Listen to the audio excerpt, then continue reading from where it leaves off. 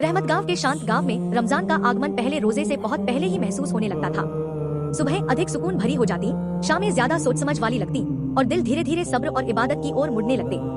12 साल के अयान के लिए यह रमजान खास था।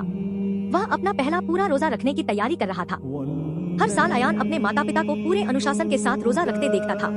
वह देखता कि उसकी माँ बिना चखे खाना पकाती थी और उसके पिता तेज धूप में खेतों में बिना शिकायत काम करते थे।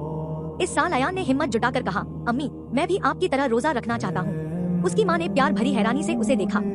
यह आसान नहीं है बेटा, रोजा सिर्फ भूख नहीं है, यह खुद पर नियंत्रण है। मैं कोशिश करूंगा, अयान ने दृढ़ता से कहा। उस दिन से तैयारी शुरू हो गई, सिर्फ रसोई में नहीं बल्कि दिल में भी। अयान की माँ उसे सहरी के लिए जल्दी जगाने लगी। पहली सुबह अयान को आंखें खोलने में मुश्किल हुई। गांव शांत था, आसमान अंधेरा था और दूर कहीं मुर्गों की आवाज गूंज रही थी। उसने ठंडे पानी से मुंह धोया, कांपते हुए, तो उसकी माँ मुस्कुराई। यह भी तैयारी का हिस्सा है। दिन में अयान सब्र का अभ्यास करता। वह अपने पिता के साथ बकरियों को चारा खिलाता और कुएं से पानी भरकर लाता। दोपहर तक उसका गला सूखने लगता और भूख सताने लगती। जब उसकी छोटी बहन उसके सामने आम के टुकड़े खाती तो उसे गुस्सा आता, लेकिन उसे माँ की बातें याद आ जाती। चिल्लाने के बजाय वह नीम के पेड़ के नीचे जाकर बैठ गया। उसने धीरे से एक छोटी दुआ मांगी। धीरे धीरे उसका गुस्सा शांत हो गया। शाम को गांव का माहौल बदल जाता। औरतें खजूर, फ्रूट चाट और सादा खाना तैयार करती।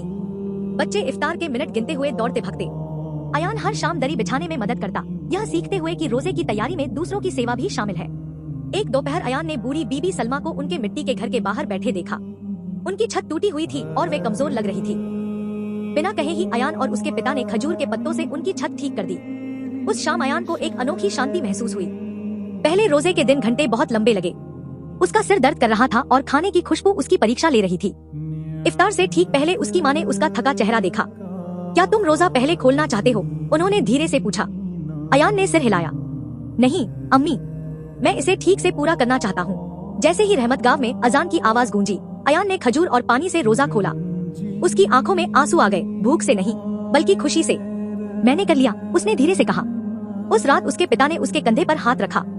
आज तुमने अपने शरीर ही नहीं, अपने दिल को भी तैयार किया है। उस दिन से अयान समझ गया कि रोजे की तैयारी केवल खाने, सोने या ताकत की नहीं होती, बल्कि अनुशासन, दया और आत्मनियंत्रण की होती है। हर रमजान में अयान अपने पहले रोजे को याद करता, इसलिए नहीं कि वह कितना भूखा था, बल्कि इसलिए कि उसने उसे कितना मजबूत और शांत महसूस कराया।